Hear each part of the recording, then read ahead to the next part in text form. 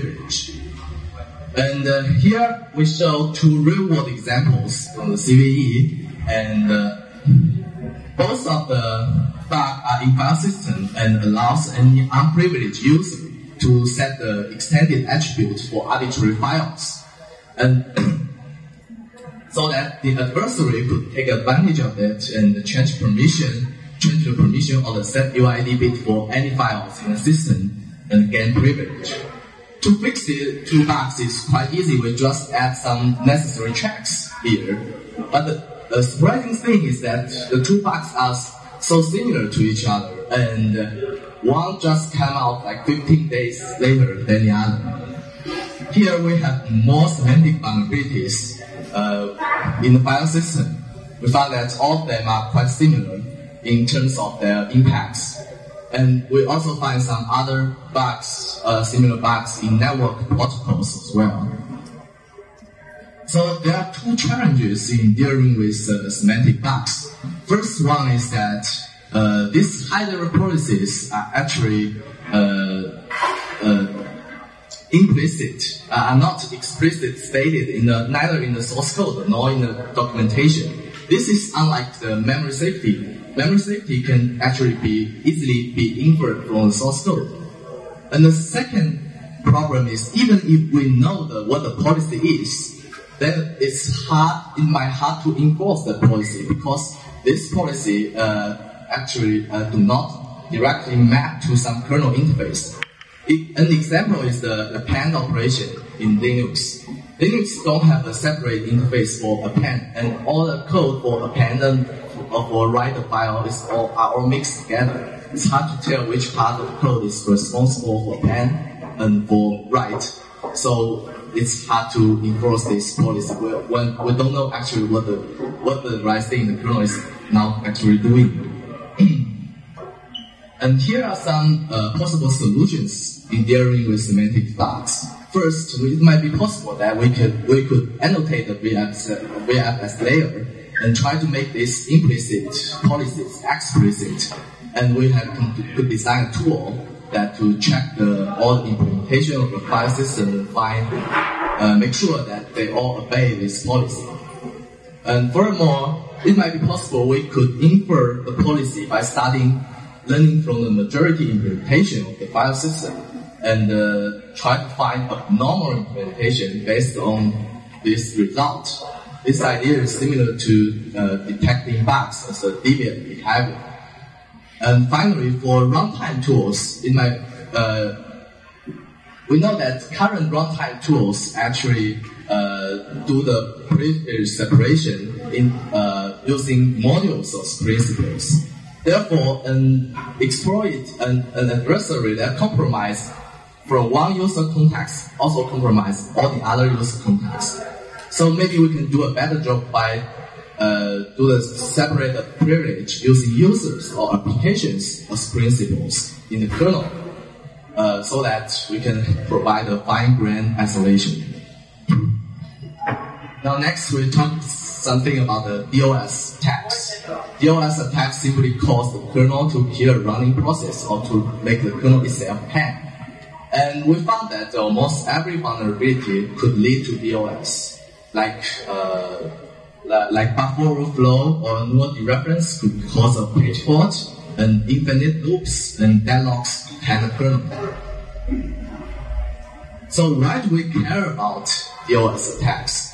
This is because the DOS, the vulnerability that we believe only lead to DOS actually could be exploited in many different ways. An example is the Ethernet exploit, a well-known exploit reported last year.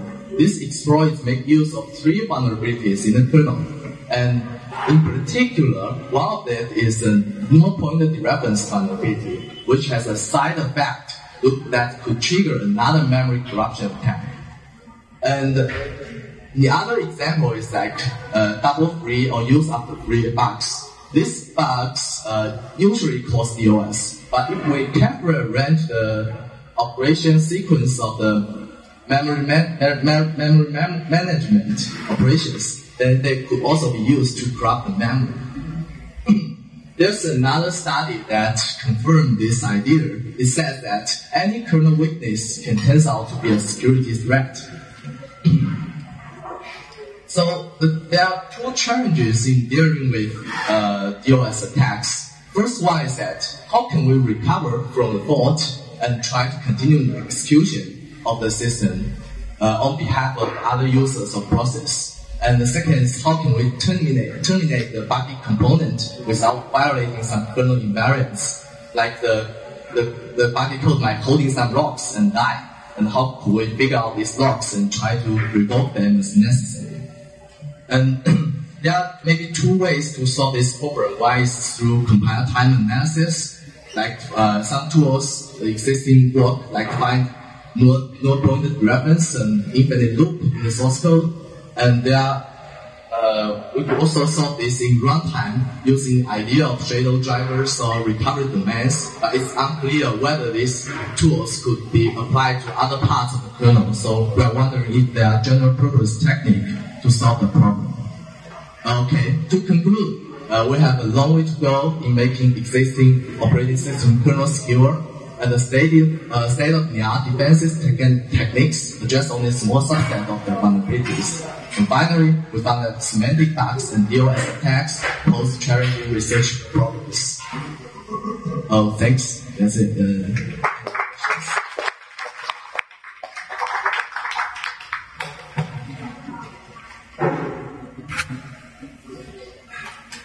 Hope that may be loud enough. So my question is that whenever I go back to the statistic number that you're showing the bugs to be found by using the tools. No, the next one you have.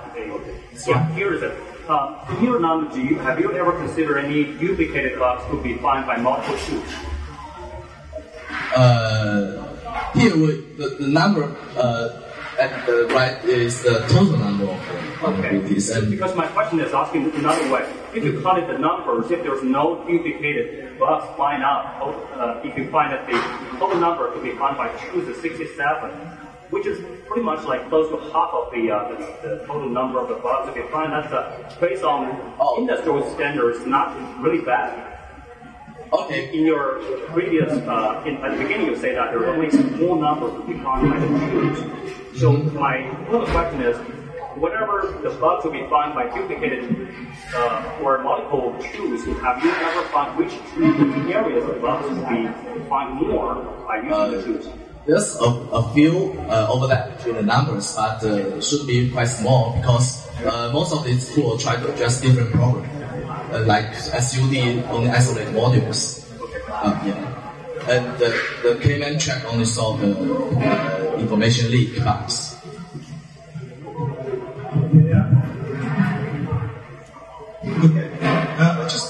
I was just curious how you got the numbers for VGI, because I understand it, this is a Windows tool.